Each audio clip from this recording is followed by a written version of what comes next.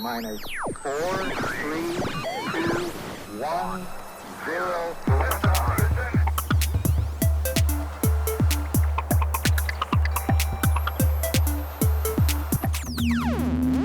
Hello, darkness, my old friend.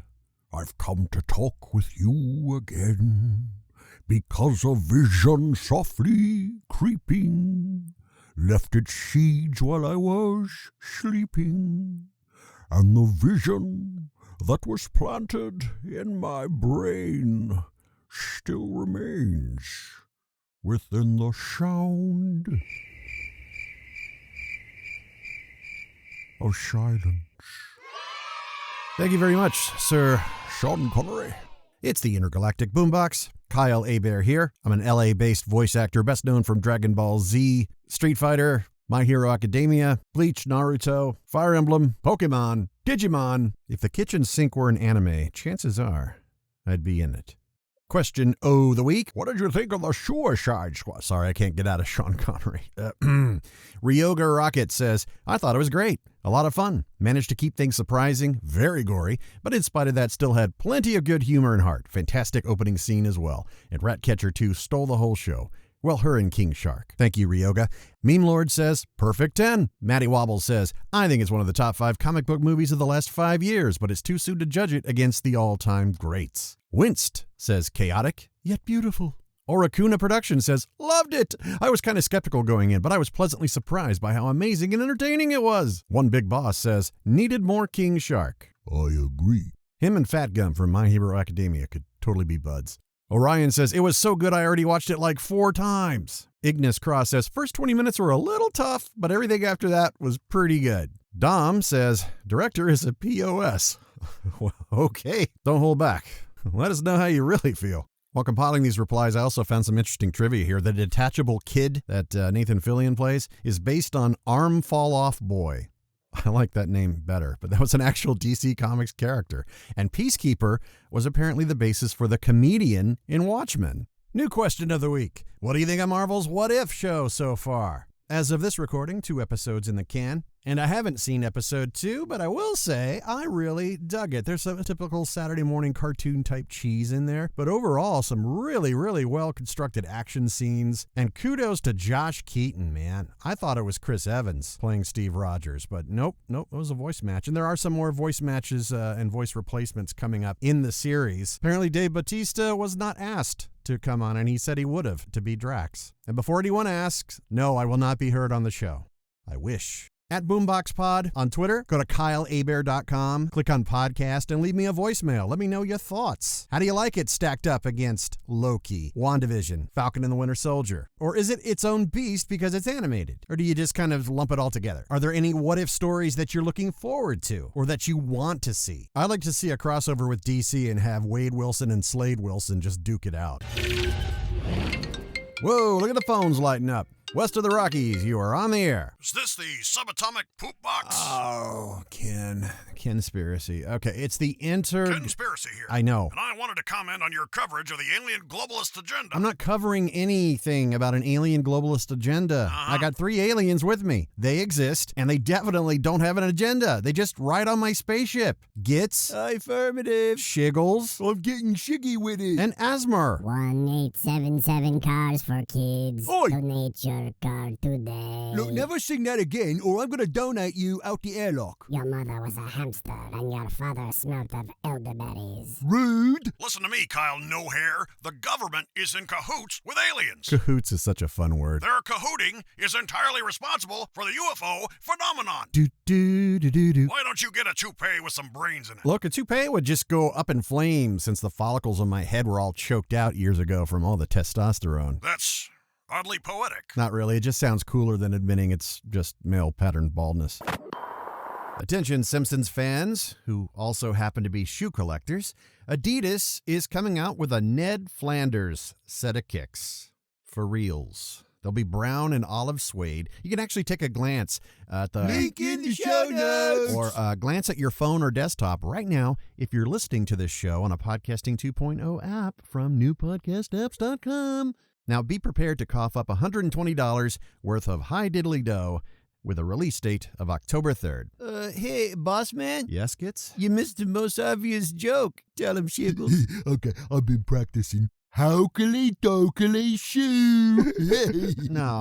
No, man. Just, I wish time travel was real so we could retcon this moment. Oh, no problem. I got a time-traveling balloon right here. Oh, really? It's filled with helium from our home planet. Yeah. You just let a little air out. Uh-huh. We should totally pitch this on Shark Tank. Here, watch.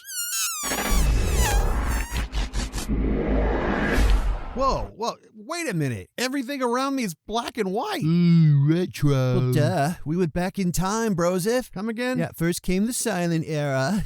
That was pretty boring. Then came the talkies. And then came podcasting in full color. Look, just get us back. I got a show to do. Boo. You're no fun, man. Refund. What was the very first video game? If you said GoldenEye for the N64, I'd say that may have been your first video game, but as for the first video game, would you say Pong? Sorry, Hans, wrong guess. Die Hard, by the way, is totally a Christmas movie. If you think otherwise, your opinion is wrong. The very first computer video game with an actual physics model was Tennis for Two, way back in 1958. Fast forward to 1972, Atari snuck in and grabbed while the getting was good, since Tennis for Two was never patented. Pong switched the player angle from side to top view. So, go back in time to 1958. The game was designed by physicist William Higginbotham, a member of the Manhattan Project, the group of scientists that developed the nuclear bomb. After helping ushering in an apocalyptic device, perhaps Higginbotham's conscience said, Hey, genius, why don't you create something a lot more positive that doesn't involve destroying the Earth? What's the matter with you? The 10-time Emmy-nominated hit comedy show What We Do in the Shadows returns to FX for its third season, and season 4 has already been greenlit. I love when a network has faith in its programming. To the uninitiated, What We Do in the Shadows is a mockumentary comedy focusing on centuries-old vampires adjusting to life in modern times. It's based on a 2014 film from Taika Waititi, director of Thor Ragnarok and the upcoming Thor Love and Thunder, and Jermaine Clement from Flight of the Conchords and Legion. They were both among the main cast as well. The TV series focuses on a different set of vampires. Nandor the Relentless. An ancient warrior, his regular human servant, Guillermo, who can't wait to become a vampire. Laszlo, a hoity-toity Brit, and his Romani lover Nadja. Lastly, an American and white as white can get, Colin Robinson, who is an energy vampire. Instead of blood, he feeds on the suffering of those around him by being that one dork we all know who just won't shut up, kind of guy that invites themselves. Oh, God. The movie is very funny, and I do recommend it, but I personally prefer the series, probably because the whole fish out of water in Staten Island seems more relatable. The movie is self-contained, as is the series, so you can start right away watching either and get all the details you need. There are some great cameos throughout the first 2 seasons that I will not spoil. You just gotta watch it. It's really, really good stuff. What We Do in the Shadows Season 3 debuts on FX on September 2nd and on demand on FX on Hulu the day after.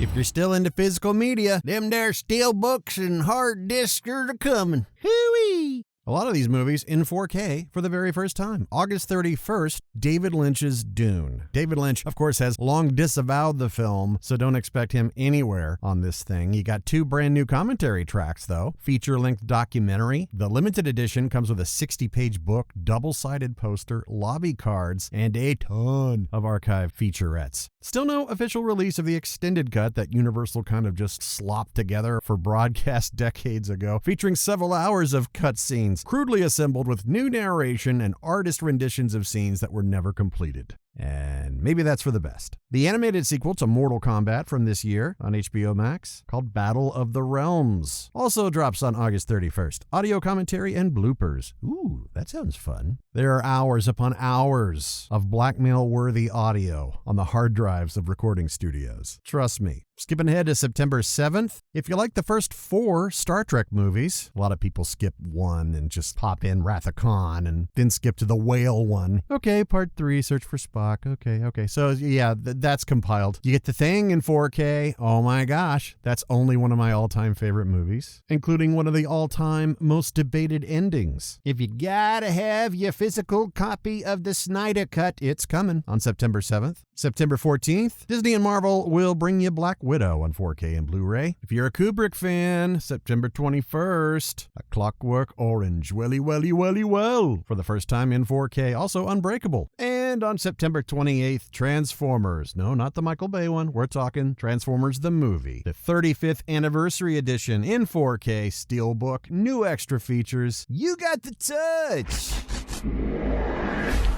Just when you thought the podcast wasn't available in enough areas, I have now added access on Instagram TV. And just in case no one knew, but for the past month or so, I have uploaded all episodes on YouTube. You're a hoe.